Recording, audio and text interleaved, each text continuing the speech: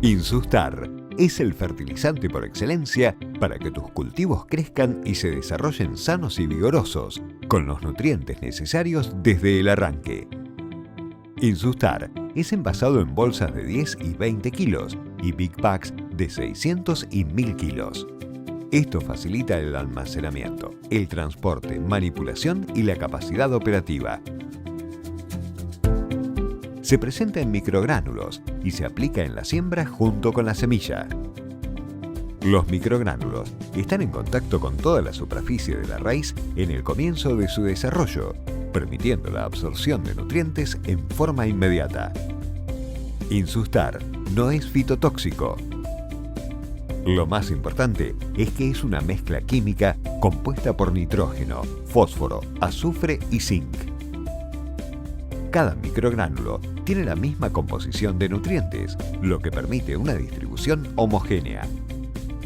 Insustar, microgránulos para una máxima nutrición.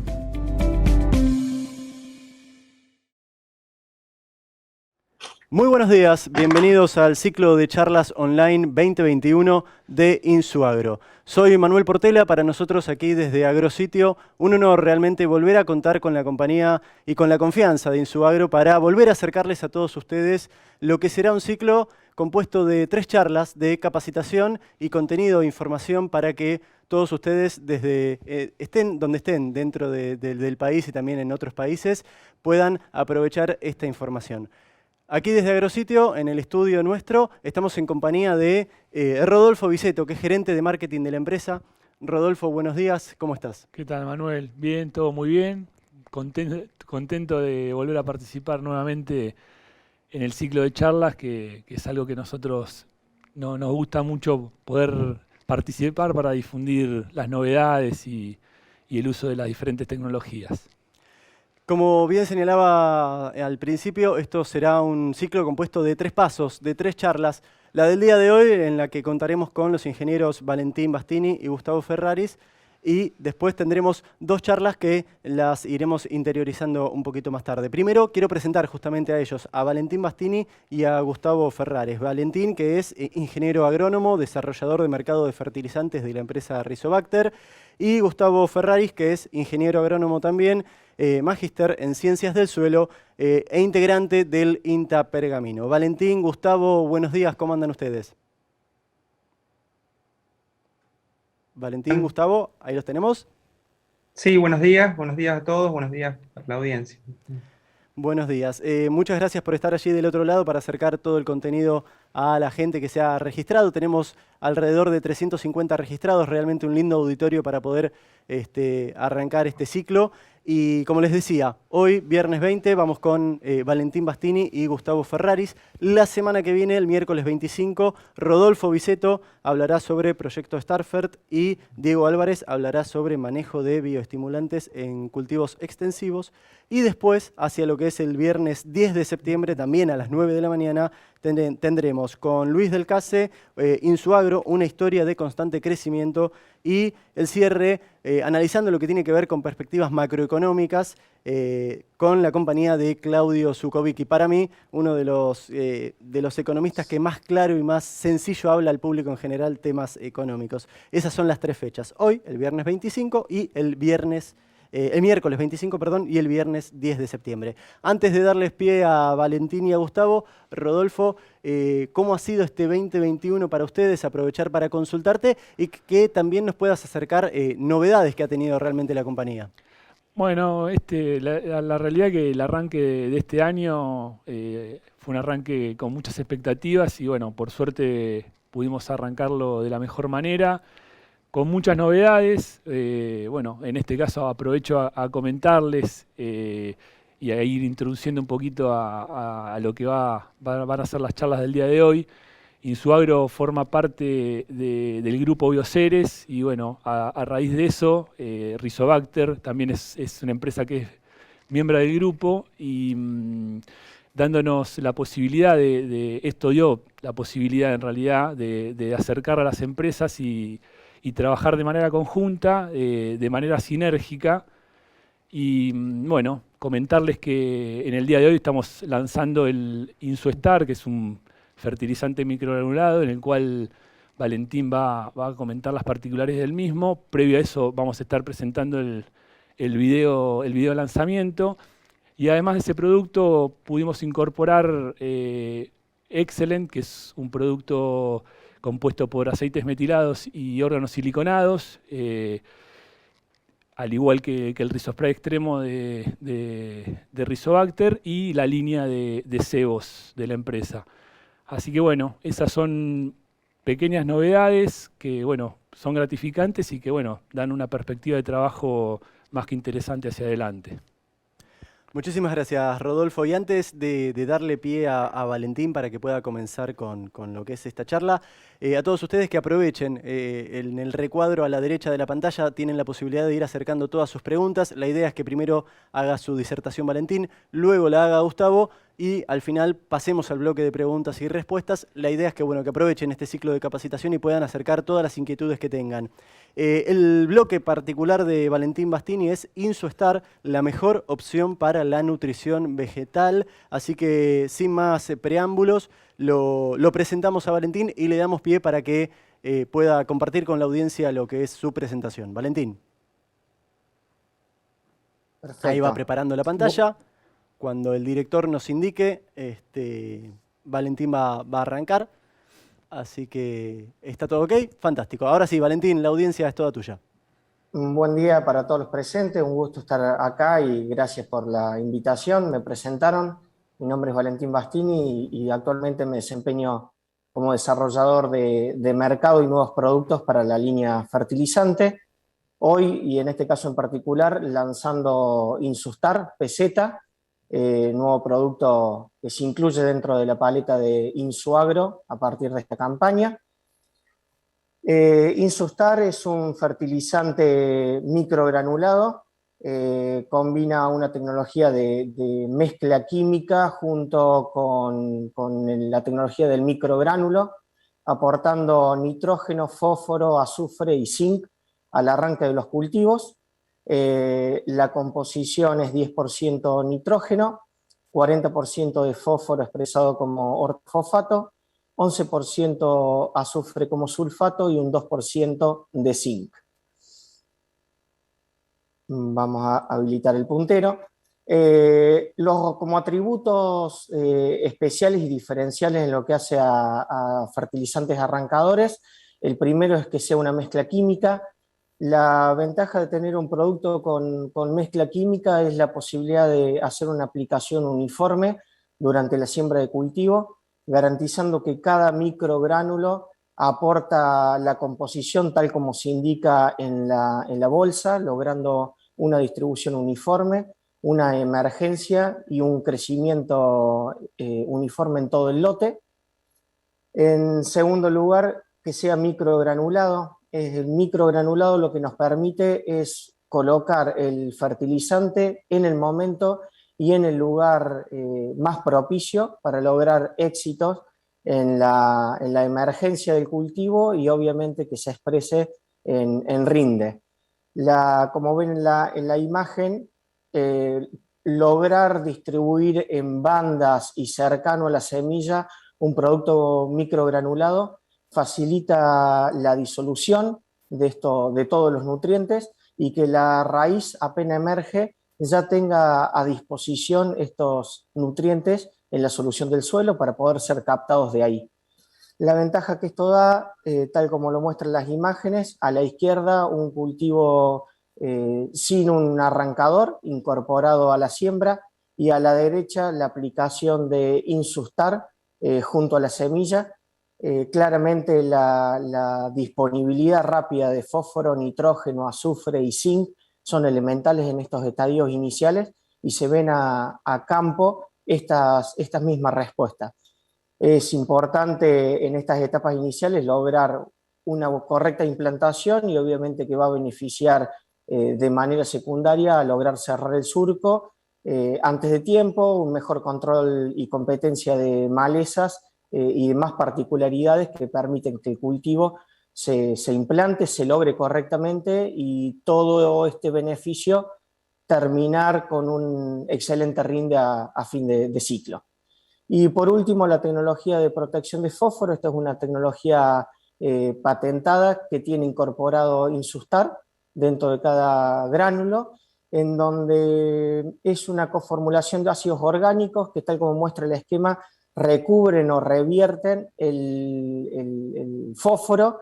Esto lo que posibilita es que ese fósforo no tenga una disolución explosiva en el suelo, evitando la interacción con coloides, con hierro y aluminio en suelos de pH ácido, con carbonatos de calcio en pH básico. Todas estas reacciones y estos compuestos que se forman son insolubles, no van a estar disponibles para el cultivo en ese ciclo, y por lo tanto estamos perdiendo eficiencia en ese uso de fósforo.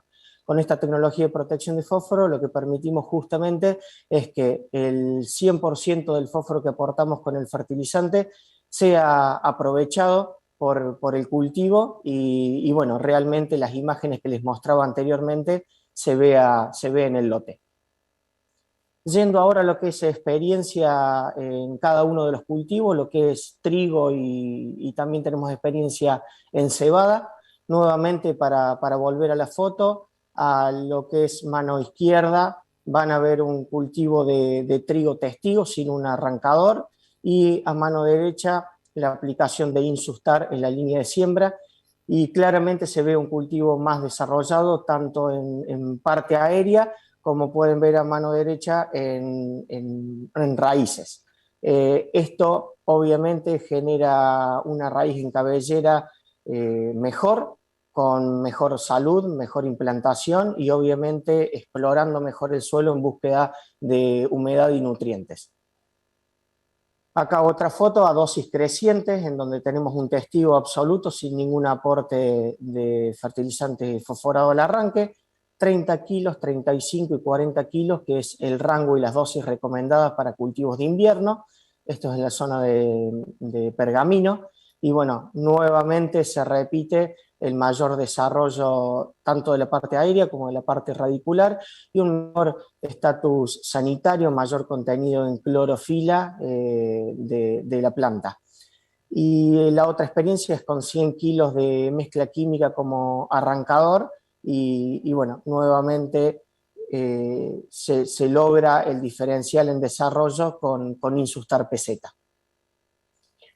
Esto es una experiencia similar, pero con una mezcla física bastante usada en algunas zonas, compuesto 50% por fosfato monoamónico y 50% de superfosfato simple, a 120 kilos por hectárea, y más allá del menor desarrollo, esta dosis de fertilizante en algunas zonas y con alguna siembra con humedad justa, complica y puede causar alguna competencia por humedad entre fertilizante y el cultivo, causando cierta fitotoxicidad, demora o retraso en el crecimiento, y cosa que con Insustar colocado en la línea a 30 kilos por hectárea no tenemos ningún problema.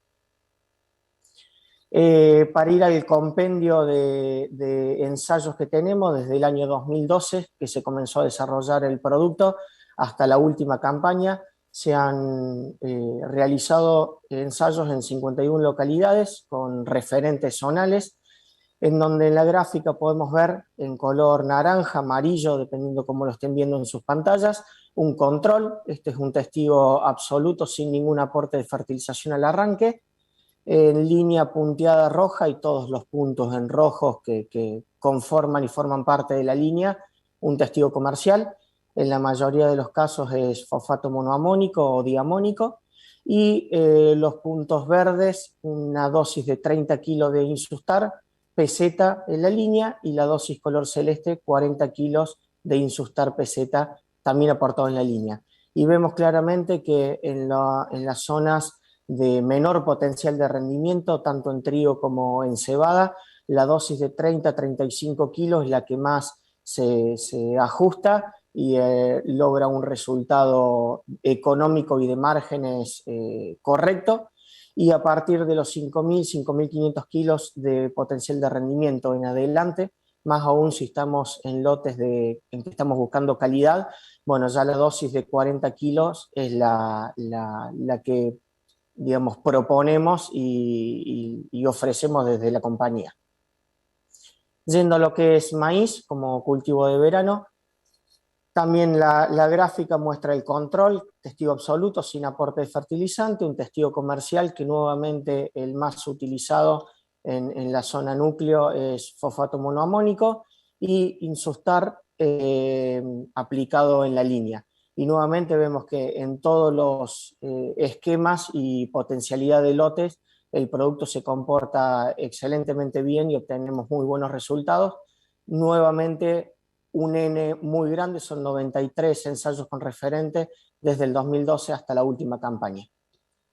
Algo importante que aporta Insustar para diferenciarse con el resto del mercado de commodities aportado a la línea o al costado como fertilizante base es la nutrición con zinc.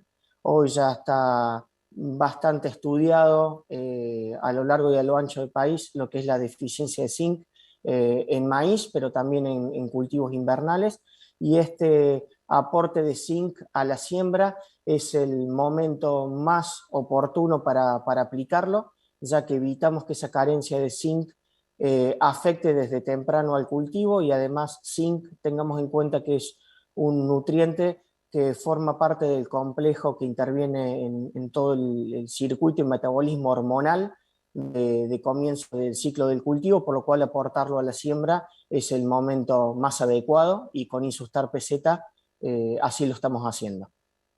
Y para lo que es cultivo de soja, podemos ver acá en las imágenes nuevamente, como veíamos en cultivos de invierno y en trigo particularmente, esto es superfosfato simple, 130 kilos al costado, versus Insustar, y vemos un mayor desarrollo de la parte aérea como también de la raíz.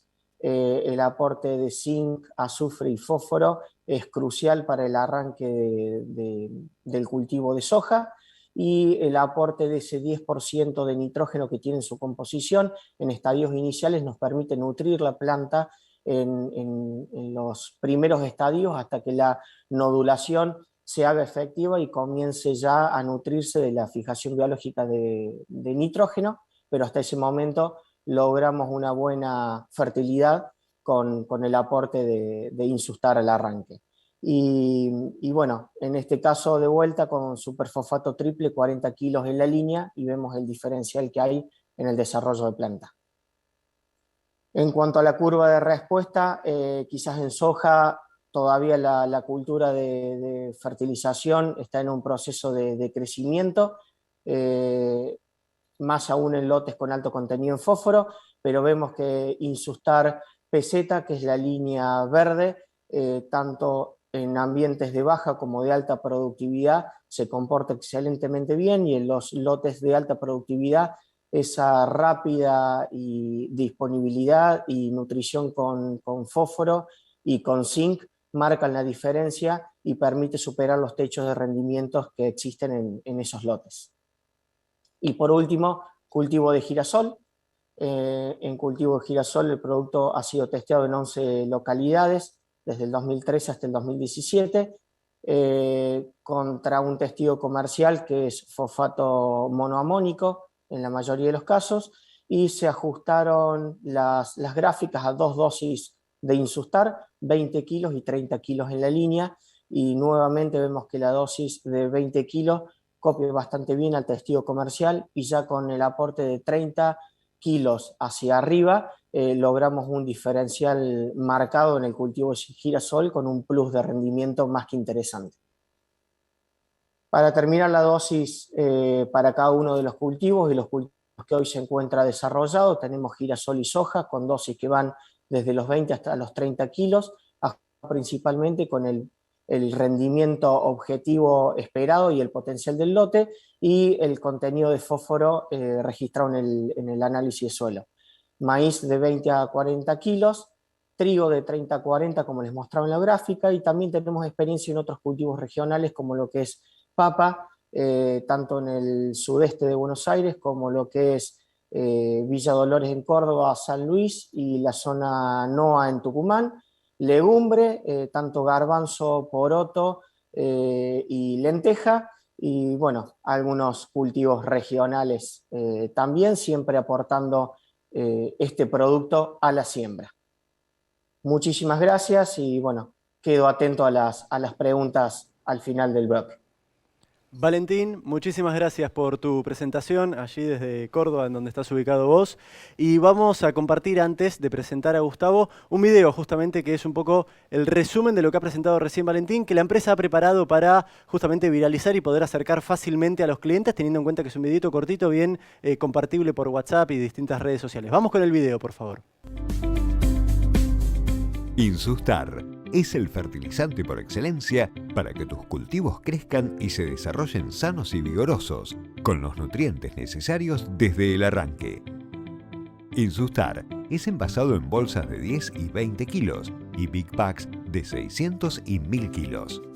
Esto facilita el almacenamiento, el transporte, manipulación y la capacidad operativa. Se presenta en microgránulos y se aplica en la siembra junto con la semilla.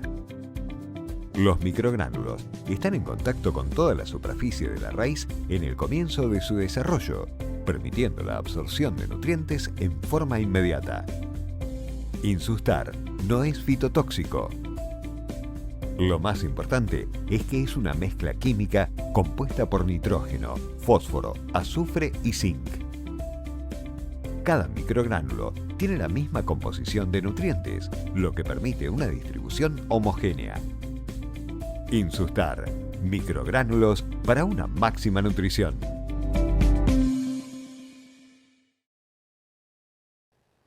Y ahí veíamos el video que justamente redondea lo que fue la charla de Valentín sobre Insustar PZ.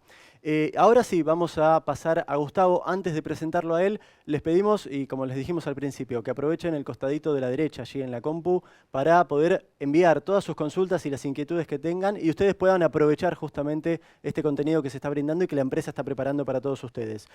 Como dije al principio, Gustavo Ferraris es ingeniero agrónomo, magíster en ciencias del suelo e integrante del INTA Pergamino. Ahí lo veo en pantalla. Gustavo, buenos días nuevamente. Te dejamos la audiencia para vos para que ya puedas comenzar con tu presentación. Bueno, buenos días. En primer lugar, quiero agradecer a los colegas de Insuagro por la amabilidad de invitarme a compartir este muy buen evento y a toda la audiencia que nos acompaña. Bueno, durante mi presentación yo voy a dejar algunas pautas generales para el manejo de la nutrición, para lograr altos rendimientos en cultivo de verano, en una primera parte refiriéndome a maíz y luego nosotros veremos algunos conceptos sobre soja.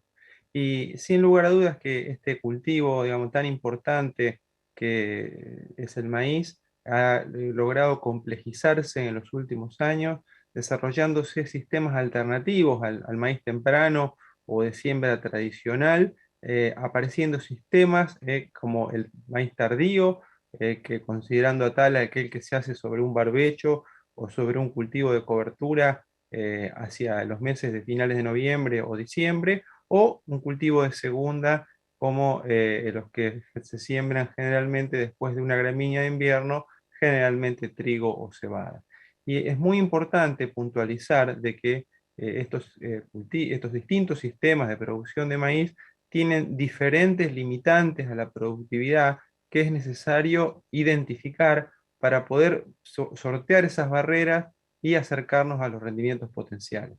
Nosotros venimos trabajando en INTA Pergamino, junto con las agencias de extensión de nuestra experimental, desarrollando estos experimentos de brecha de rendimiento y, por ejemplo, aquí tenemos el trabajo que hemos realizado los últimos años, donde si nosotros miramos el maíz temprano, tiene una brecha de rendimiento importante entre un cultivo optimizado y uno de mediana productividad, que llega hasta un 30%, donde aquí podemos ver la contribución de diferentes factores, pero digamos, se ve claramente que los recursos, como por ejemplo el ajuste de fósforo, optimizando la dosis a un nivel de reposición versus uno de suficiencia, el ajuste de nitrógeno o el aporte de azufre y zinc, realmente nos dan un salto productivo muy importante. Cuando vamos a los tardíos, esa brecha productiva es un poco menor, ya que tiene un piso nutricional más alto, digamos, tiene mayor reservorio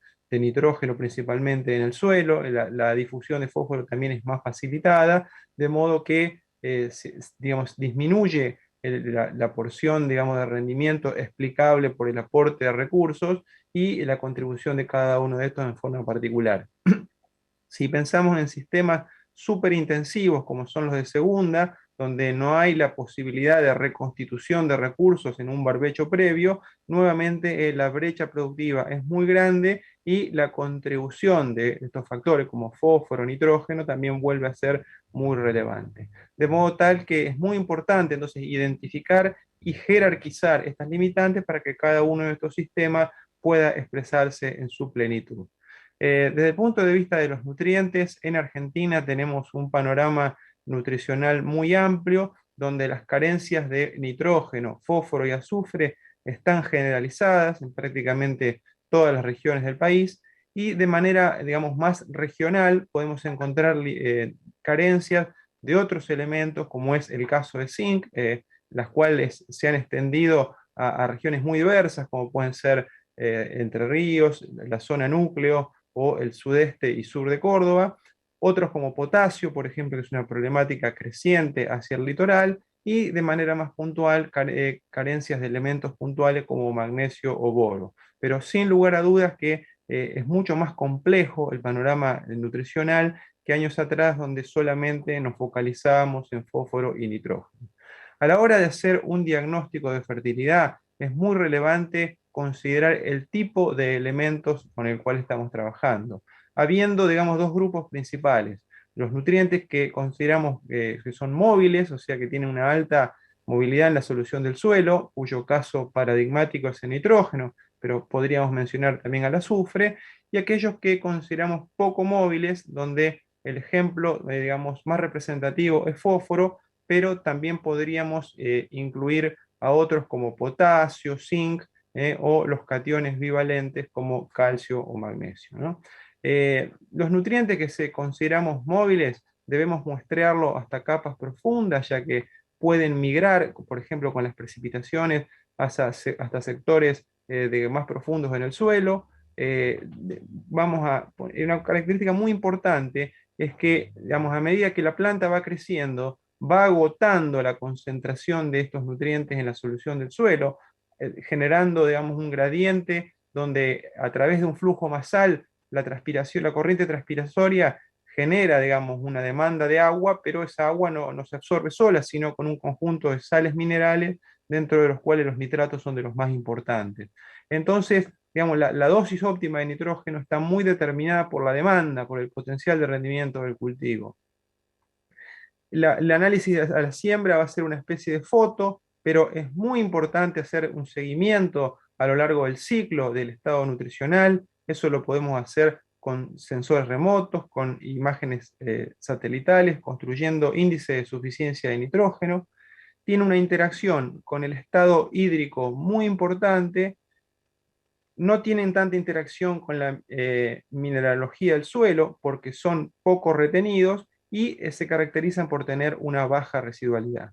Del otro lado tenemos los nutrientes que consideramos poco móviles, donde vamos a mirar solamente la capa superficial del suelo. Al no agotarse en la solución, el umbral no cambia demasiado con el potencial de rendimiento del cultivo, entonces el foco va a estar puesto en la concentración de nutrientes en el suelo, es decir, en la oferta que podemos tener, las partes por millón que podemos tener en el suelo, va a ser el aspecto clave para determinar la expectativa de respuesta a la nutrición. Tienen menor interacción con el estado hídrico, mayor interacción con la textura, con la mineralogía del suelo, al ser más fuertemente retenidos, y esa reacción que tienen con los coloides del suelo hace que haya una alta retención, entonces se absorben con menor eficiencia respecto de los nutrientes móviles. Nosotros si hacemos un buen programa de fertilización, somos eficientes y no tenemos pérdidas significativas, podemos aspirar hasta un 80% de recuperación del nitrógeno aplicado, mientras que en el caso del fósforo difícilmente pasemos del 30 al 40%. Esto determina que una parte quede en el suelo, generando residualidad hacia los cultivos siguientes.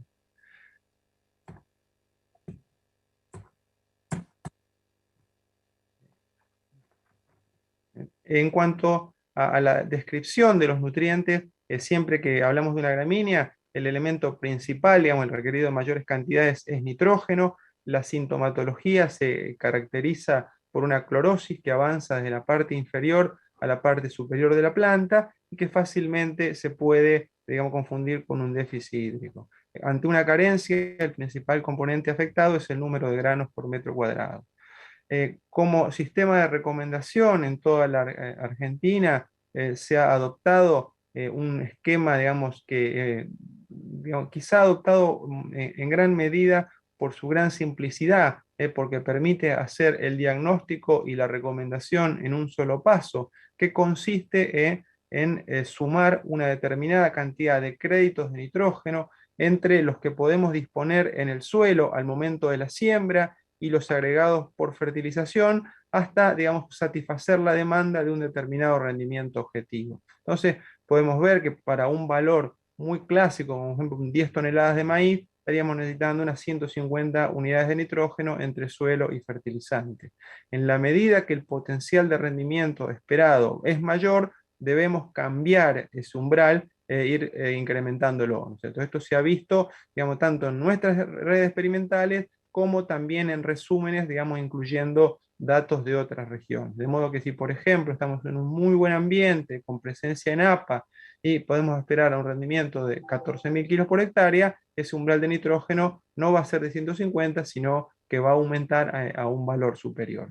Como este dato de nitratos es una especie de foto al momento de la siembra, es interesante, digamos, acompañarlo de algún indicador que estime, digamos, el potencial de mineralización del sitio. Y dentro de ello, la determinación de nitrógeno anaeróbico, que, digamos, mediante una incubación corta de suelo, estima el potencial de liberación de nitrógeno a partir de la materia orgánica, es una medida complementaria muy interesante. En aquellos casos donde este valor de nitrógeno anaeróbico es relativamente escaso, por debajo de 50, nosotros consideramos de que el aporte por mineralización no va a ser una diferencia significativa y nos quedamos con el valor inicial. Pero en la medida que supera este valor de 50, nos permitimos descontar, digamos, 1 kilo de nitrógeno en el valor objetivo por cada punto de NaN por arriba de 50. De modo tal que podríamos descontar algunas unidades de nitrógeno en el objetivo sin estar corriendo riesgo de penalizar los rendimientos. Aquí tenemos datos de laboratorio, digamos, de laboratorios de Pergamino, de 3 campañas, que nos muestran cómo varían a lo largo de la primavera los valores de nitrógeno, fósforo y eventualmente del nitrógeno anaeróbico. Podemos ver que la acumulación de nitratos es lo que más sensible es a la temperatura, y si por ejemplo pasamos de un maíz temprano a uno tardío, tenemos alrededor de unas 30-35 unidades más de nitrógeno en el suelo, lo cual permite que, manteniendo ese objetivo de nitrógeno total, suelo más fertilizante, en general debamos agregar menor cantidad de fertilizante porque tenemos, digamos, un mayor aporte desde el suelo.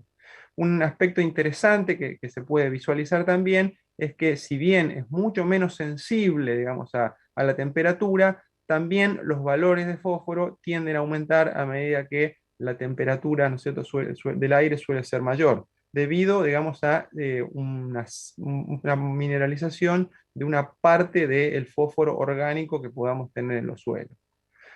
Ahora bien, esos modelos son generales y es importante ver que en la condición de campo, en un campo en particular, se dan múltiples interacciones con otros factores, ¿no?, como pueden llegar a ser la densidad a la que se siembre un cultivo o los genotipos, ¿no? Y este es un ejemplo de experimentos que nosotros venimos realizando con distintos criaderos de maíz, donde vemos que, por un lado, algunos genotipos tienen una pendiente más vertical, es decir, responden más al agregado de nitrógeno como fertilizante, mientras que otros se muestran más estables, y que por otra parte, en la medida que incrementamos la densidad, ¿no es cierto?, como podemos ver aquí en densidades de 75 o 90.000 plantas por hectárea, la competencia entre individuos se hace más intensa y hay una mayor, digamos, respuesta y una mayor necesidad de fertilización. Es decir, por ejemplo, esta densidad de 90.000 plantas se puede comportar muy bien con un alto nivel de nitrógeno, pero cuando ese ajuste de nitrógeno es bajo, es la que tiene menor rendimiento. En cambio, densidades más bajas muestran un comportamiento más estable, demostrando, digamos, que la respuesta a nitrógeno, su eficiencia de uso, tiene un comportamiento muy sitio específico. Esos mismos cultivares, ¿no es cierto?, cuando los sembramos en fechas tardías, tienen un comportamiento diferente, en particular, en general, un poco menos de respuesta a la fertilización nitrogenada, porque, digamos, el reservorio de nitrógeno en el suelo puede ser superior. Entonces, es muy importante el abordaje de estas interacciones para encontrar las combinaciones de manejo que optimizan rendimiento. Una vez que se ha emergido el cultivo, el diagnóstico de nitrógeno pasa, digamos, a utilizar el cultivo como indicador, y acá podemos ver, digamos, también para los sistemas de temprano, tardío y de segunda, cómo, digamos, la respuesta a la fertilización está determinada por el índice de suficiencia de nitrógeno, construido a partir del valor digamos, que tiene con un sensor, como en este caso el sensor de clorofila SPAD, midiendo, digamos, un lote en relación a una franja de referencia saturada de nitrógeno. Y vemos que para los distintos sistemas, en general, cuando ese índice de suficiencia es menor a 0,96, es decir, cuando hay un 4% de diferencia o más entre, digamos, el lote o la franja en cuestión y la franja de referencia, hay una respuesta económica a la refertilización. La pendiente de esa refertilización, digamos, es más alta en las siembras tempranas respecto de las tardías. En general, encontramos una media de 8 kilos de nitrógeno, digamos, como dosis óptima por cada punto de caída en el índice de suficiencia en las siembras tempranas, mientras que, digamos, la dosis óptima sería de 6,5 kilos de nitrógeno en las siembras tardías. Por último, digamos, en los maíces de segunda, que son los que más respuesta tienen, encontramos una pendiente de 8 a 10 kilos de nitrógeno por cada caída en el índice de suficiencia, por cada punto de caída, dependiendo de este 8 o 10 del estado hídrico del cultivo. Si nosotros hubiésemos fertilizado o ajustado el nitrógeno a 150 unidades suelo más fertilizante al momento de la siembra, el momento que más frecuentemente atraviesa, digamos, el índice de suficiencia crítico y se justifica la respuesta a la fertilización, suele estar entre 8 a 10 hojas en siembras tempranas, de 8 para adelante o nunca en siembras tardías, y se manifiesta en un estado fenológico mucho más temprano en maíces de segunda, donde, digamos, el nivel nutricional es mucho más crítico. Es importante considerar que el seguimiento de estos índices de suficiencia debe hacerse hasta etapas avanzadas del cultivo, incluso hasta cerca de la floración, porque muchas veces cuando, digamos, se hace el análisis o la evaluación de si refertilizar o no, por ejemplo, con un cultivo en 4 hojas, no se evidencia una carencia significativa de nitrógeno, pero más adelante, cuando se define el rendimiento, esta carencia puede hacerse mucho más pronunciada. El otro nutriente clave, digamos, para la determinación de rendimiento es el fósforo, que, como mencionábamos anteriormente, digamos, tiene un comportamiento y una dinámica contrastante a la del nitrógeno. Cuando una planta tiene una deficiencia de fósforo, como vemos aquí, lo primero que se limita es el crecimiento, la acumulación de biomasa, tanto aérea como radicular, y por lo tanto se dificulta la captura de recursos, agua, radiación, otros nutrientes. Su baja movilidad en el suelo determina, ¿no es cierto?, que sea muy buen predictor los análisis en capa superficial de suelo. Todos los nutrientes que se mueven poco, los análisis de suelo son muy efectivos como criterio de recomendación. Y la práctica, digamos, más recomendable para la fertilización es colocarlo a la siembra cercano, digamos, a la línea donde se ubican las semillas para facilitar su acceso, con la limitante, digamos, de no aplicar cantidades excesivas que generen fitotoxicidad.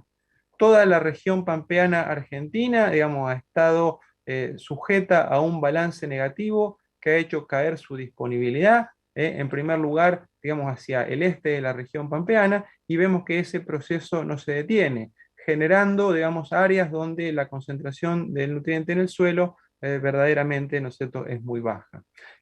Otro de los factores que ha determinado, digamos, una menor disponibilidad de fósforo y una dificultad para el acceso de los cultivos es el proceso de acidificación de los suelos. Naturalmente, la región pampeana, digamos, tenía en sus suelos niveles cercanos a la neutralidad, digamos, del orden de 6,5 a 7, digamos, en su condición prístina, pero la exportación de cationes como calcio o magnesio y el uso intensivo de fertilizantes nitrogenados y azufrados ha llevado a un proceso de acidificación que posiblemente se esté acelerando. Esto tiene que ver, digamos, con que precisamente las cantidades de fertilizantes y la extracción de bases con los rendimientos es cada vez más intensiva.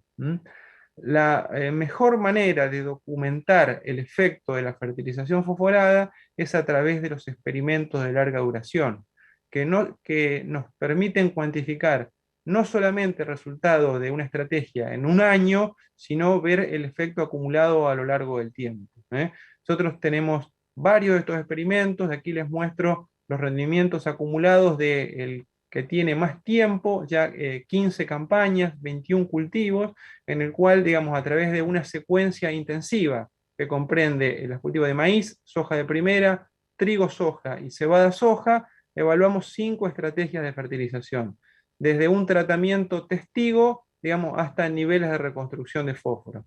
Y podemos ver cómo en el primer año, en el cultivo de maíz, digamos, veíamos una brecha productiva de 49,5%, pero en la campaña 14 esa brecha se transformó en 117,5%. Las estrategias de mejor fertilización lograban conservar o incrementar los niveles de fósforo en los suelos y cada nuevo cultivo encontraba una mejor situación agronómica para su crecimiento, extendiendo la brecha.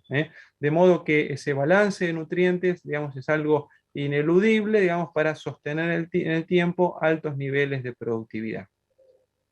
En este experimento también nos pudimos cuantificar la eficiencia de recuperación promedio, digamos, de los distintos tratamientos de fertilización para cada uno de los cultivos.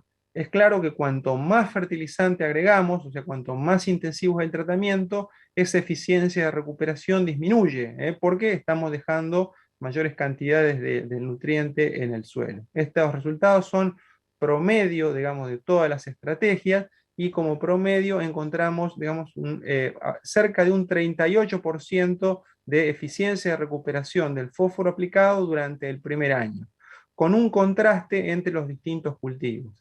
Las rotaciones de doble cultivo o las gramíneas en general tienen mejores eficiencias, siendo la soja el cultivo, digamos, que tiene una menor eficiencia de recuperación. Esto tiene que ver con los menores niveles de productividad, una tasa de demanda algo más baja y las características de su sistema radicular.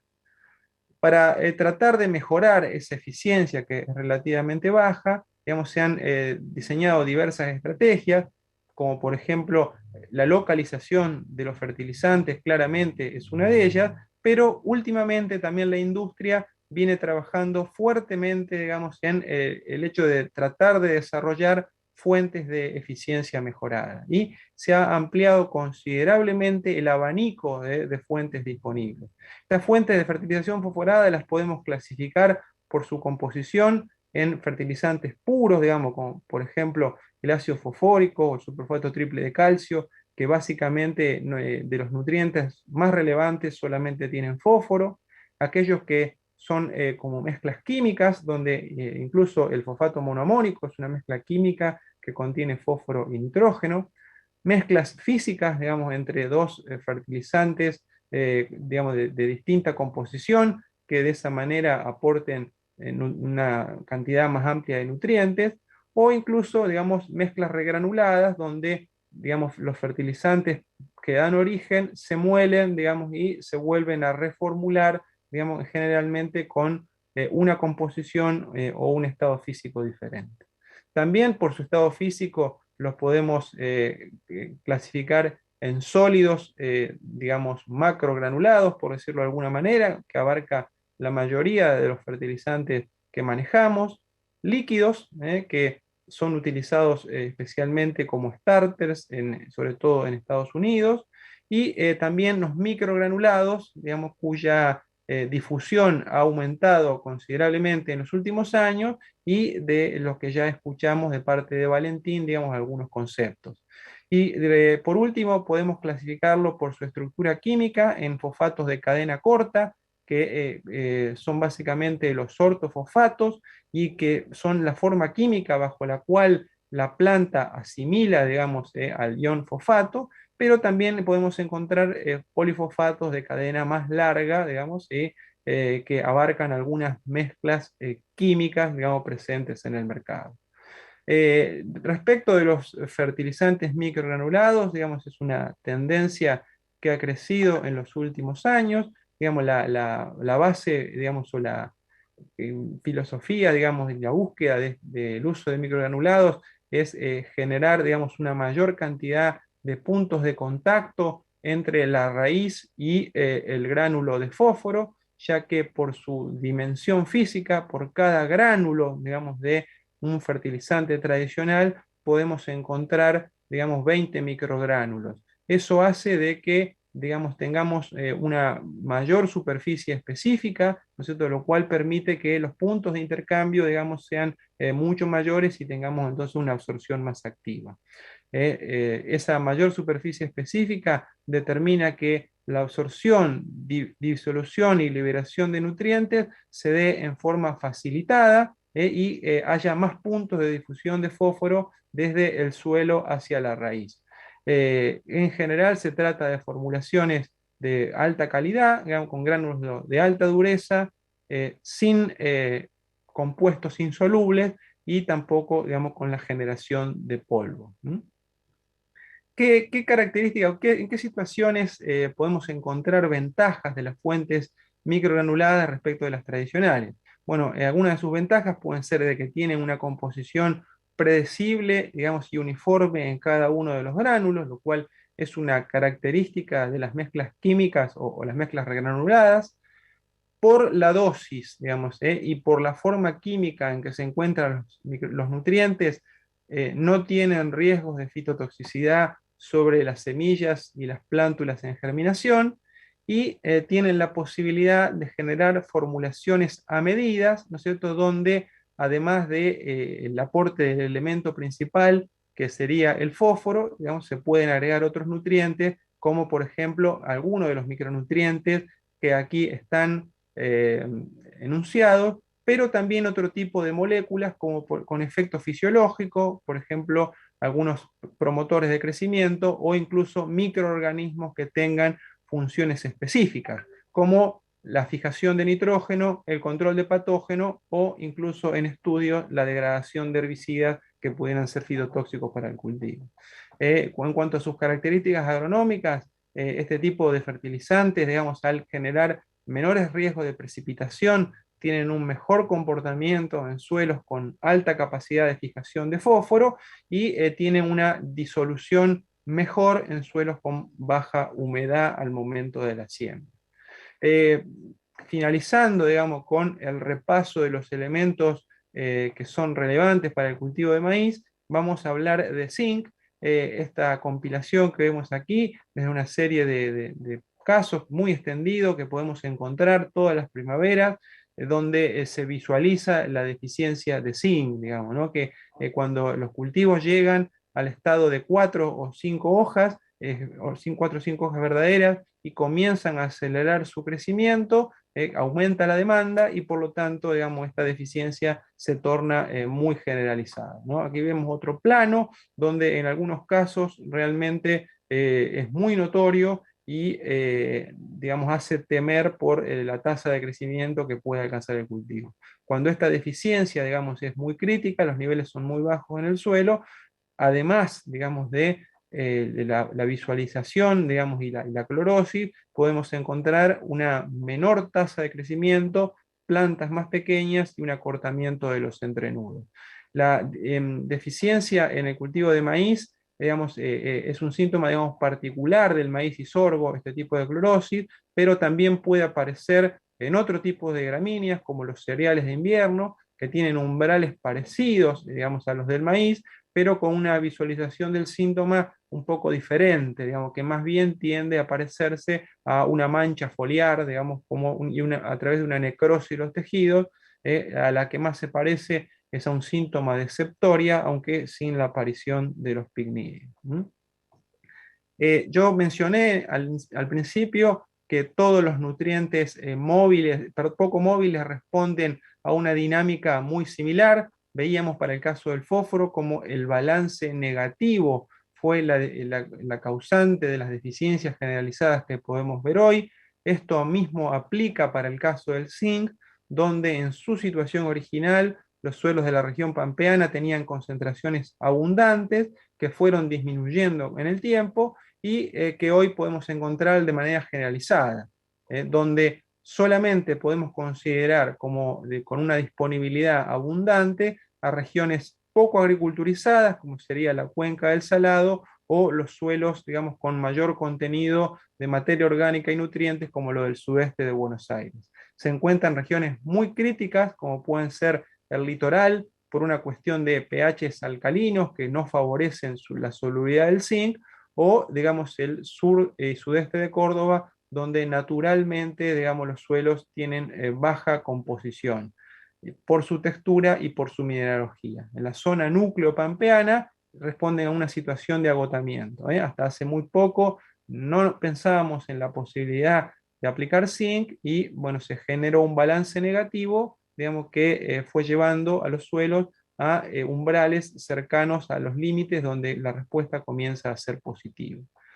Hay una serie de factores predisponentes, digamos, ¿no? que favorecen la carencia de este elemento. Mencionamos el alto contenido de calcio en los suelos que desplaza al zinc del complejo de cambio, niveles de pHs cercanos a la neutralidad o de ligera alcalinidad que hacen que, digamos, que el zinc se encuentre menos disponible, condiciones de bajo contenido de materia orgánica. Si bien el reservorio de zinc es la fracción mineral, la materia orgánica puede generar un plus de mineralización que aporte al cultivo. Particularmente la condición de siembra de los maíces tempranos, cuando tenemos salidas del invierno con temperaturas bajas, baja humedad en el suelo, ¿no es cierto? Cuanto más temprana sea la siembra, más probabilidad de que se manifieste esta sintomatología.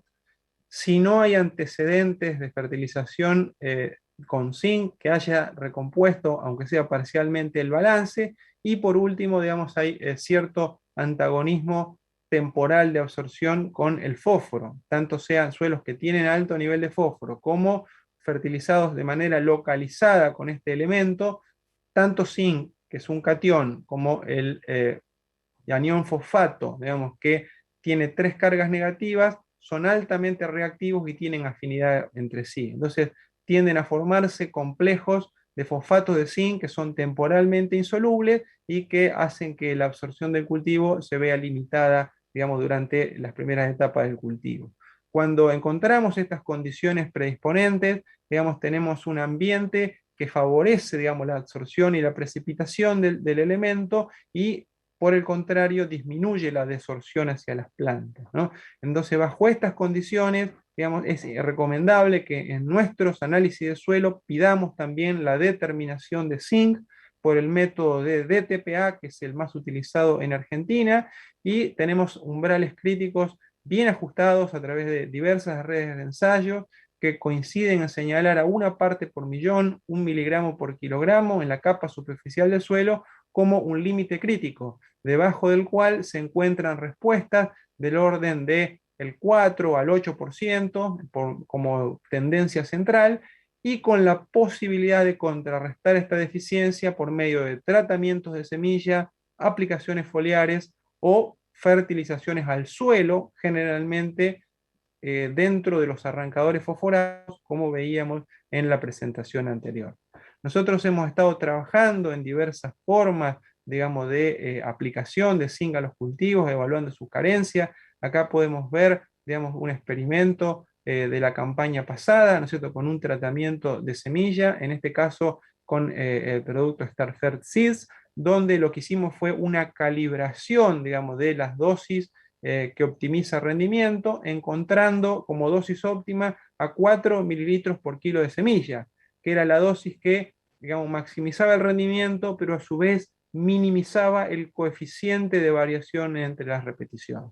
Si bien estos son datos de una campaña, sirven como indicio, digamos, ¿no?, para ir, digamos, ajustando la dosis óptima, digamos, de esta tecnología. También en tratamientos foliares realizamos una evaluación de diferentes combinaciones donde nuevamente podemos ver la manifestación clara de este síntoma de deficiencia de zinc, y dentro de ello la aplicación de diversas fuentes por vía foliar permite identificar aquellos tratamientos que contienen zinc como más destacados frente al resto. O sea, aquí tenemos una serie de bioestimulantes, de tratamientos, digamos, de aplicación foliar que muestran respuestas positivas, significativas, repito, un testigo, pero claramente aquellos que aportan zinc son los más destacados. En lo que tiene que ver, digamos, con las tecnologías para la nutrición de soja, un punto importante es ver desde el punto de vista de la fisiología cómo ha evolucionado el incremento de rendimiento en soja. Y un trabajo reciente permite clarificar esto para Estados Unidos en una tendencia muy similar, digamos, a lo que ha sucedido en Argentina. Los rendimientos en Estados Unidos vienen aumentando en el ritmo de 33 kilos por hectárea y por año, pero lo interesante es ver que el rendimiento, ¿no es cierto?, aumenta más que la acumulación de biomasa total. Esto quiere decir que el incremento en el índice de cosecha es un componente muy importante, es decir, se ha ganado rendimiento sembrando variedades de grupos más cortos, en siembras más tempranas, lo cual hace que como resultado final se fije un número mayor de granos por hoja y un número mayor de vainas por hoja. Esto le ha dado mayor potencial, quitándole estabilidad, ¿no? Y hace que el cultivo sea mucho más importante, que conserve, digamos, el área foliar, que tenga una gran generación de área foliar de estados tempranos, y que el periodo crítico hoy ya no lo podamos considerar solamente confinado al periodo reproductivo que tradicionalmente mencionábamos, entre R4 y R6, o R3 y R6, sino que sea crítico que la planta crezca de manera muy activa desde los primeros estadios fenológicos. Respecto de lo que es el uso del agua, digamos, algo que en las últimas campañas nos ha afectado y limitado los rendimientos de manera muy importante. Este trabajo de Grassini ilustra de que para tener un cultivo de alto rendimiento, serían unos 5.000 kilos por hectárea, necesitaríamos un suministro del orden de 500 milímetros y un uso consultivo, digamos, en el rango de 400 a 600 milímetros. Prácticamente todas las regiones de nuestro país disponen de esta oferta de agua, poniendo el foco en que muchas veces la limitante no es la cantidad, sino el aprovechamiento, ¿no es cierto?, del agua de lluvia. Es decir, nosotros tenemos que asegurarnos, digamos, las adecuadas condiciones físicas y biológicas de los suelos, como para que realmente el agua de lluvia ingrese y pueda ser almacenada en los suelos y no la perdamos por procesos de escurrimiento o, por ejemplo, evaporación por falta de cobertura. Y también es muy importante, ¿no es cierto?, trabajar en una adecuada eficiencia de transformación, digamos, de esa agua que limita los rendimientos del cultivo, ¿no? Y de esta manera podemos ver a través de nuestros experimentos que hay una tendencia muy ajustada entre la acumulación de distintos nutrientes, como es el caso de nitrógeno, fósforo y azufre, pero sobre todo, principalmente los dos primeros, y el rendimiento de la productividad de los cultivos. Podemos ver que en el caso de nitrógeno, digamos, hay un R cuadrado, digamos, un ajuste del orden de un 93% entre acumulación de este nitrógeno y la productividad. Y todos los puntos muy bien alineados, digamos, alrededor de la línea de tendencia.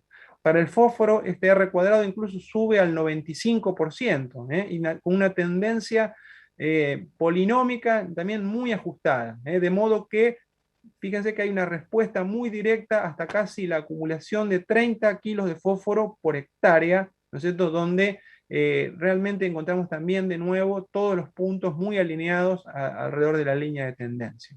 Y en el caso del azufre hay un poquito más de variabilidad, indicando que este elemento podría ser un poco menos crítico que los dos anteriores. Pero no existe entonces la posibilidad de lograr altos niveles de crecimiento si no hay una acumulación muy sostenida de los nutrientes principales alrededor de la biomasa.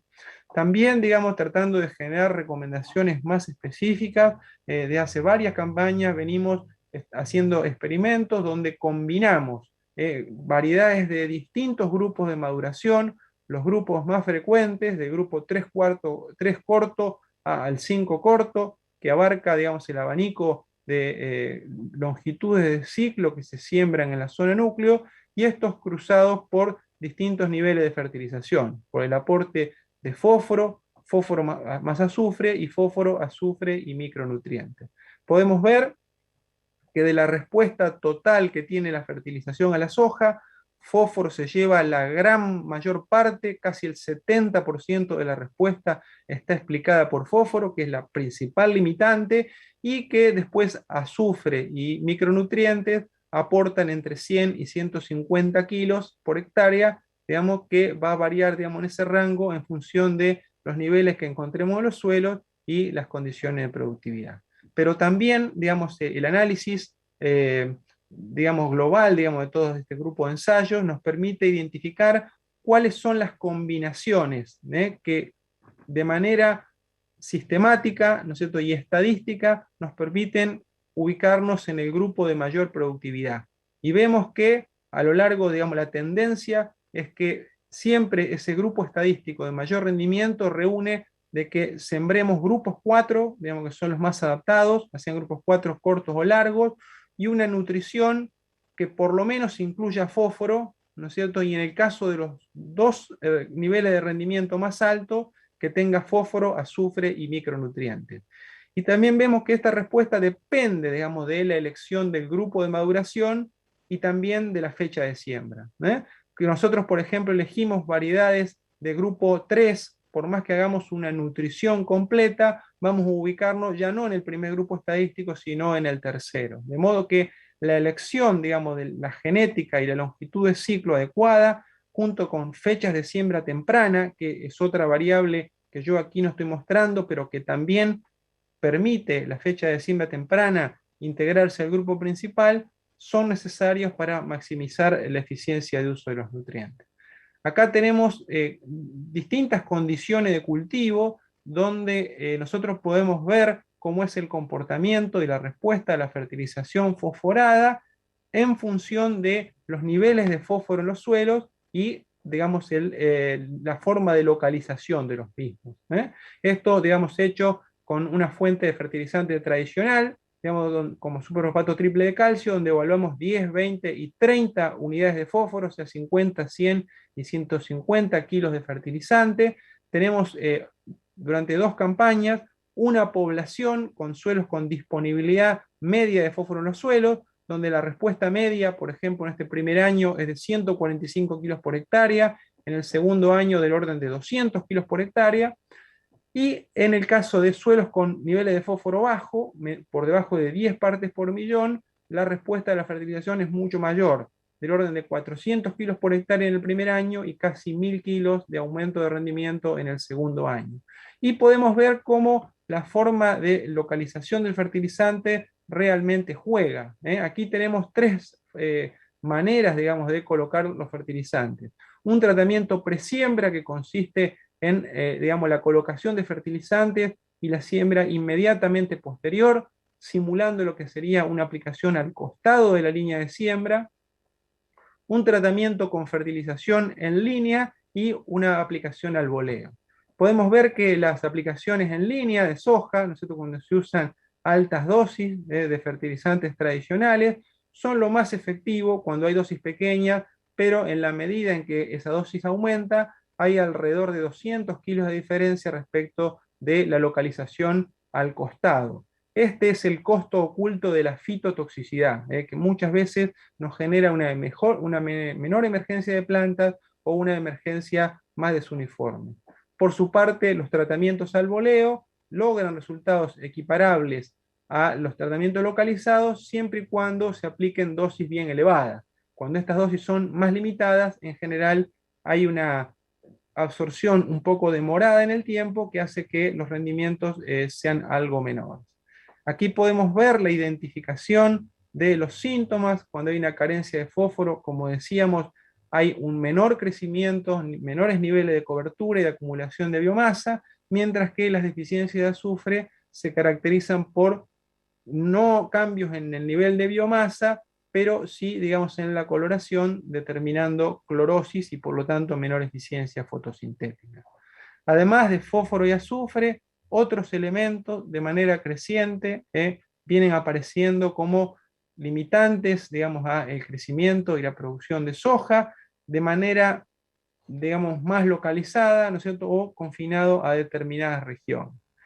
Y, digamos, la aplicación de tratamientos sobre semilla o foliares ha sido una alternativa tecnológica que ha contribuido a su remediación.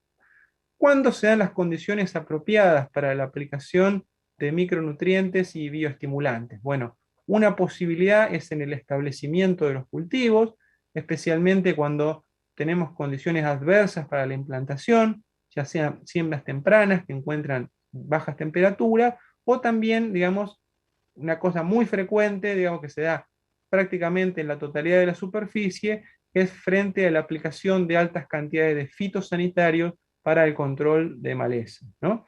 Es importante destacar que esos tratamientos de semilla no solamente permiten mitigar los efectos adversos de alguna situación agresiva al momento de la siembra, sino que también preparan a la planta mejor para adversidades posteriores, como podría ser, por ejemplo, la aplicación de un fitosanitario en posemergencia, un tratamiento de rescate de maleza. Precisamente esta situación en aplicaciones de rescate por escapes de maleza, tratamientos foliares junto a herbicidas que suelen ser agresivos para el área foliar, como por ejemplo en el caso de soja, herbicidas del grupo de los PPO o de hormonales, el acompañamiento, digamos, con bioestimulantes o micronutrientes permite, digamos, sobrellevar al cultivo de mejor manera este tratamiento que puede ser agresivo para el crecimiento. Por otra parte, durante los periodos críticos también tenemos una oportunidad de aplicación, particularmente, digamos, entre los 30 y los 60 días posteriores a la emergencia, donde los cultivos logran altas tasas de crecimiento y de acumulación de nutrientes. También podemos pensar, digamos, en este tipo de tratamientos como un acompañante positivo de fitosanitarios, permitiendo una mejora en la absorción y traslocación de fungicidas o insecticidas. Y por último, como un tratamiento, digamos, de atenuación de diversos tipos de estrés, ya sea durante la etapa en que el cultivo encuentra alguna limitación al crecimiento, como podría ser sequía, alguna defoliación, como también para generar, digamos, un crecimiento compensatorio una vez que las condiciones de crecimiento han mejorado, ¿no? Aquí tenemos un ejemplo, digamos, de la aplicación de este tipo de estrategias durante la campaña pasada, donde evaluamos distintos tratamientos de bioestimulación y nutrición foliar, y a diferencia de lo que encontramos en maíz, en este caso vimos un comportamiento mucho más parejo, digamos, mucho más estable entre distintas alternativas, sin que el zinc llegue a destacarse tanto como en el caso anterior, sino que otros que, por ejemplo, estén más relacionados con la tolerancia al estrés o una estimulación general, lograban comportamientos igualmente favorables. Y en todos los casos, un efecto bastante interesante de incremento en las dosis. Acá podemos ver identificados cómo distintos perfiles de tratamiento generan, digamos, o mejoran diferentes parámetros de cultivo y componentes de rendimiento. Así, aquellos tratamientos de tipo fisiológico que agregamos sobre las semillas permiten tener, digamos, una mejor tolerancia a fitosanitarios o metabolitos presentes en el suelo que sean desfavorables para el crecimiento y tienen una mejora significativa en el proceso de nodulación. Esos mismos tratamientos aplicados de manera foliar dan sobre todo un mejor comportamiento a condiciones ambientales adversas, y por último, digamos, el agregado de nutrientes específicos hace que se acentúe, digamos, el periodo reproductivo, digamos, con una mejora en la eficiencia de uso de fósforo y sobre todo una mejor calificación en los componentes de rendimiento como mayor número de vainas, mayor número y peso de los granos. Bueno, con esto finalizo mi presentación y quedo a disposición para las preguntas que me quisieran realizar. Muchas gracias. Gustavo, muchísimas gracias por tu presentación. Vamos ahora a comenzar con la parte que tiene que ver con las preguntas y ahí también lo vamos a incluir a Valentín. Y para todos ustedes que están conectados, aprovechen para hacernos llegar sus consultas porque es el momento de aprovechar al orador en vivo. Todo este material va a quedar en diferido, ustedes lo van a poder volver a ver si necesitan refrescar algún concepto o algo que se pasó a lo largo de la charla. Pero es el momento de aprovechar a los disertantes en vivo para poder despejar esas inquietudes. Le doy pie a Rodolfo para que pueda acercarles a ustedes, a Valentín y a Gustavo, la primera de las inquietudes que nos ha llegado en esta hora de transmisión que estamos haciendo. Bueno, gracias Manuel. Bueno, pregunta para Valentín. ¿Cómo reacciona Insustar en pHs altos y qué recomendación podría sugerir? Bien, muy buena la consulta. La experiencia nuestra es altamente recomendable la aplicación de Insustar en suelos de pH alto. Justamente lo comentaba Gustavo en su presentación, los pH altos condicionan la biodisponibilidad para los cultivos de nutrientes como el fósforo y el zinc. Por encima de pH 7, 7,5 ya comenzamos a tener estos problemas. Y naturalmente aplicando un fertilizante microgranulado junto a la semilla, la disponibilidad de estos nutrientes hace que el cultivo se implante de mejor manera y en cierta forma suplir ese estrés natural y ese efecto lote. Pero obviamente en forma paralela hay que tratar de con alguna enmienda ir corrigiendo a lo largo de las rotaciones ese pH en suelo. Otra de las consultas que nos ha llegado, la disponibilidad de Insustar, ¿tiene que ver con solubilidad y ventajas versus otros microgranulados del mercado? Bien, sí, mostraba también Gustavo y yo lo comentaba en la presentación, al tener un microgránulo de menor tamaño, tiene más superficie de contacto, tanto con el suelo como la raíz. Esto naturalmente produce que se solubilice de forma más rápida y con menos cantidad de agua en suelo, dejando a disposición los nutrientes que contiene. Y a diferencia de otros microgranulados, tenemos la calidad, tenemos la concentración de nutrientes, la concentración de zinc, que es alta respecto a otros microgranulados. Bien, una pregunta para vos, Gustavo. Hablabas de eficiencia de recuperación de fósforo en los cultivos. Bueno, y acá preguntaban un poco respecto a si tiene que ver, algo mostraste en tu presentación, por supuesto, las diferentes fuentes de fertilización respecto de esa eficiencia de recuperación según cada cultivo. Sí, claramente sí, digamos, siempre respetando de que el fósforo es un nutriente poco móvil y altamente reactivo, digamos, que no va a tener nunca la eficiencia de absorción que puede tener un elemento móvil, como puede ser el nitrógeno, pero claramente, digamos, ¿no? Sobre todo la modificación en la formulación, en la formación física, ha sido una de las variantes, digamos, que ha permitido mejorar la eficiencia de recuperación. De hecho, el origen, digamos, de muchas de estas fuentes de eficiencia mejorada son suelos de, por ejemplo, semidesierto de Australia, ¿no es cierto?, con alto contenido de calcio, que, bueno, generaban en las fuentes tradicionales una muy baja eficiencia de absorción, ¿no? Entonces, de esos ambientes muy fijadores de fósforo es donde desarrollan y nacen buena parte de estas tecnologías. Voy con otra de las consultas. Con respecto a los commodities, ¿cómo sería la relación kilogramos sobre hectárea, fosfato monamónico, superfosfato triple versus microgranulados?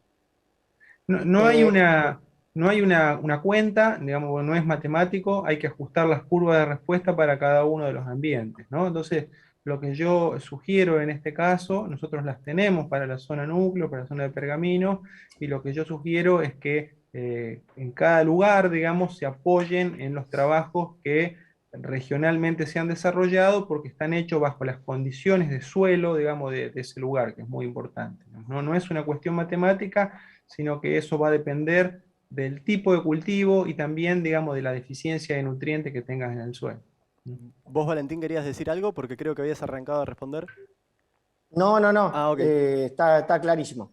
Vamos con Rodolfo entonces. Bueno, esta pregunta va para vos, Valentín. En un suelo del sudeste de Córdoba, un apludol típico, pH 6,7, con niveles de fósforos adecuados para el cultivo de soja, entre 12 y 14 partes por millón, ¿qué ventaja tendría Insuestar respecto de un super simple, por ejemplo?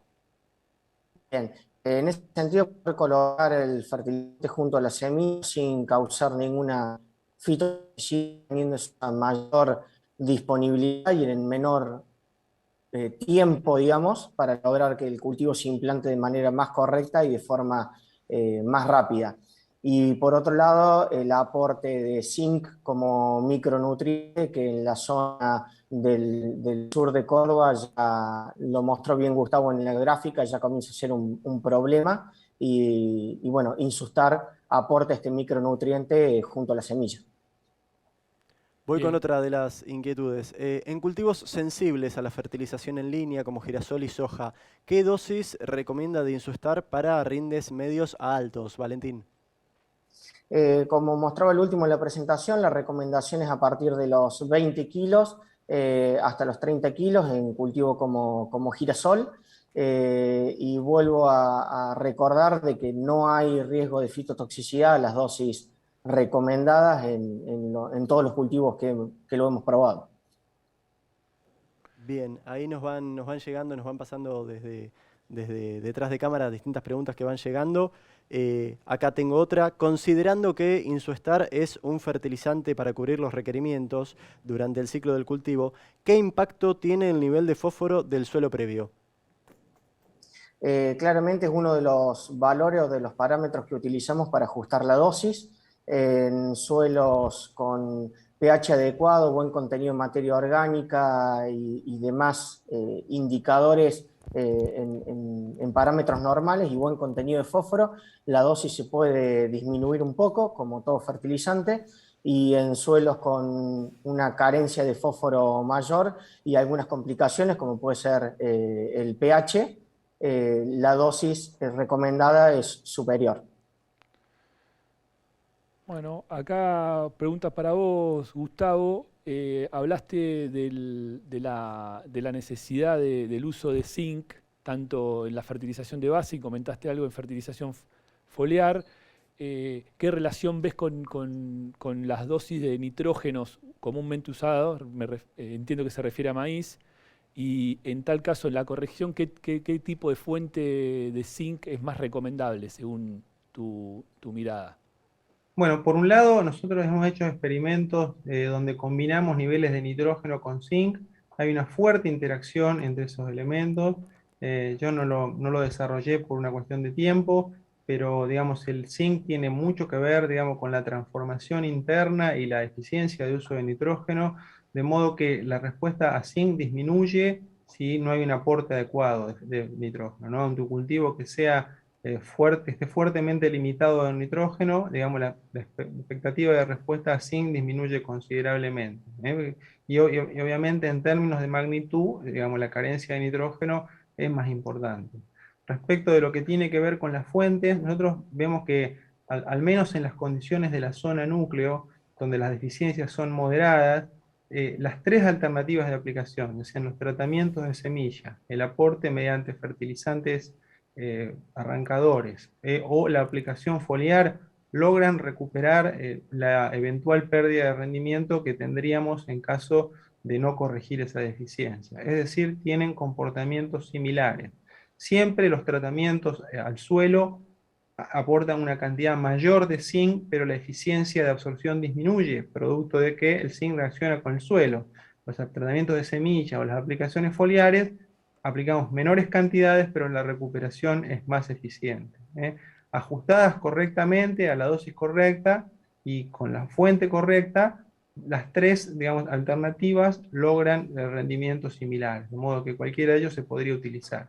En el caso de zonas que tengan carencias muy severas, como pueden ser algún suelo con calcáreo, digamos, o cultivos muy sensibles bajo condiciones reductoras, como podría ser, por ejemplo, el arroz, En esos casos son necesarios tratamientos a la siembra y las aplicaciones sobre semilla o fertilizantes que provean zinc durante la implantación en general son necesarios para que el cultivo no pierda rendimiento, ¿no? Acá otra de las consultas que nos llegan, y esta es para Valentín. ¿Puedo pensar en Insustar como complemento de una fertilización de invierno con superfosfato triple? En realidad la experiencia nuestra es aplicarlo junto a la semilla, no complementando o en mezclas físicas, sino como único fertilizante arrancador o starter. Y sí tenemos alguna experiencia con aplicaciones de superfosfato simple, triple o algún MAP en suelos en donde requieran alguna recomposición del nivel de fósforo, ya sea al voleo o en bandas en algún momento del año en donde el cultivo no lo requiera, pero sí ir como efecto starter y arrancador con Insustar como única fuente en cultivo de invierno. Para complementar, digamos, lo que comentaba Valentín, digamos, claramente, digamos, es sabido que cuando se usan de manera reiterada y generalizada fertilizantes microgranulados, se genera un balance negativo de fósforo en el suelo, de modo que la mejor forma de uso es complementarlo con tratamientos en cobertura total anticipados que logran el doble efecto deseado. Por un lado, optimizar la nutrición de cultivo sin deprimir el balance de fósforo en el suelo, ¿no? De modo que a mí la estrategia propuesta, eso de una aplicación anticipada de una fuente de base complementada con un microgranulado, es una buena estrategia de fertilización. Bien, perfecto. Otra pregunta para vos, Gustavo. ¿Qué experiencia tenés en el uso de aplicación de boro foliar para lo que es soja particularmente? Y bueno, hay otra más adelante que habla en girasol. Eh, lo tenemos evaluado y realmente es un elemento de los micronutrientes para soja y para girasol, probablemente sea el principal limitante, una suerte de análogo a lo que es el zinc en maíz, de modo que es una es buena estrategia, particularmente, digamos, en aquellos suelos que están degradados, tienen bajos contenidos de materia orgánica, o durante periodos secos, ¿no es cierto?, donde el boro que se absorbe por flujo nasal se ve limitada su absorción. Con mejores respuestas en aplicaciones tempranas, entre estado de B4 a R1 en el caso de soja, o digamos desde 2 pares de hojas hasta botón floral en el caso de girasol. Vamos con otra de las consultas. ¿Hay que adaptar la máquina con el microgranulado? ¿Puede haber pérdidas del mismo en lo que es la aplicación? No, nosotros tenemos ya vasta experiencia, mostrado ensayos desde el 2002 hasta el momento. La regulación de la máquina hoy prácticamente una actividad simple. Contamos con un servicio técnico a campo que da el servicio también. No se requiere ningún cambio particular ni drástico en la maquinaria, se puede regular perfectamente y las pérdidas son mínimas. Hoy se puede aplicar perfectamente a la siembra con cualquier sembradora, sea para pastura, para grano fino o para grano grueso. Bien. Otra para vos, Valentín.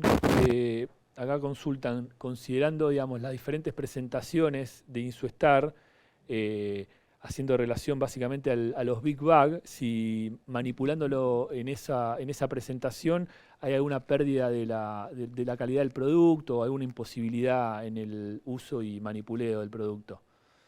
No, no hay ninguna pérdida, ningún problema. Como todo fertilizante y producto en general, lo que recomendamos es que esté al resguardo, que se mantenga la integridad del packaging, ya sea bolsa o big bag, y si es posible que no esté en contacto con el suelo o con humedad directa. Pero teniendo esas mínimas precauciones, no hay ningún problema en el almacenamiento en cualquiera de las presentaciones. Voy con otra de las inquietudes. ¿Los tratamientos de semillas o arrancadores que incluyen zinc no son tóxicos para las bacterias que nodulan en soja? Bueno, en soja, digamos, el zinc tiene claramente un efecto bactericida, de modo que como tratamiento de semilla podría ser tóxico sobre las bacterias del Rhizobium y por lo tanto, en caso de utilizarlo, es muy importante utilizar, digamos, formulaciones que hayan sido testeadas de manera conjunta y que hayan demostrado compatibilidad, digamos, con ese inoculante, ¿eh? Pero en general hay cierto antagonismo. En el caso de los fertilizantes que contienen zinc, hay, digamos, el distanciamiento que promueve el suelo, digamos, ¿no es cierto? Porque no quedan, digamos, siempre quedan en un medio, en el medio de la rizósfera, pero la caída en el suelo, digamos, y el mezclado que se produce entre suelo y semilla hace que haya el distanciamiento prudente, digamos, como para no tener problemas.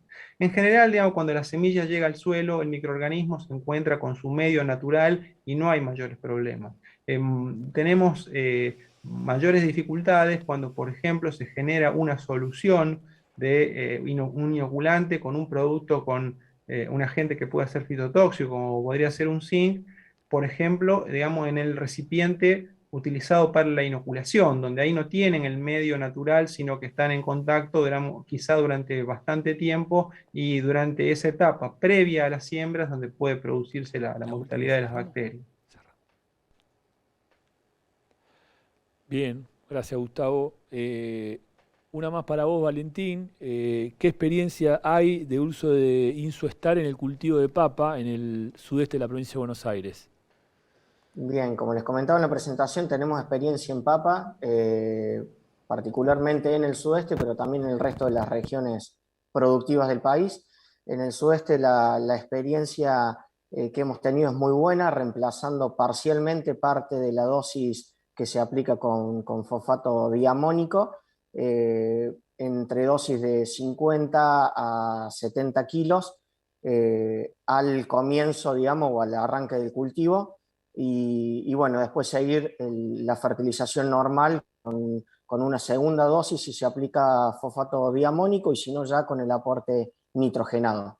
Pero los resultados son muy buenos y tenemos, además de estas ventajas de que sea microgranulado, mejor solubilización, un aporte de fuente fosforada más eficiente y el aporte de azufre y zinc como meso y micronutrientes.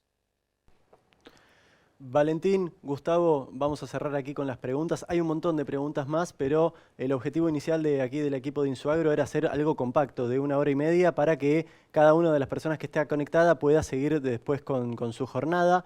Todas esas preguntas que han quedado pendientes las irán respondiendo de modo privado a los dos. Valentín y Gustavo, muchísimas gracias por sus presentaciones y por su tiempo. Bueno, muchísimas gracias a ustedes por la invitación, muchísimas gracias a toda la audiencia que se conectó para seguir esta jornada y estamos a disposición para responder las preguntas por email o por algún otro medio. Buenísimo. Bueno, gracias Muchas a todos. Gracias Valentín, gracias Gustavo, gracias a la gente del otro lado que soporta y da la posibilidad de que podamos difundir este tipo de tecnologías.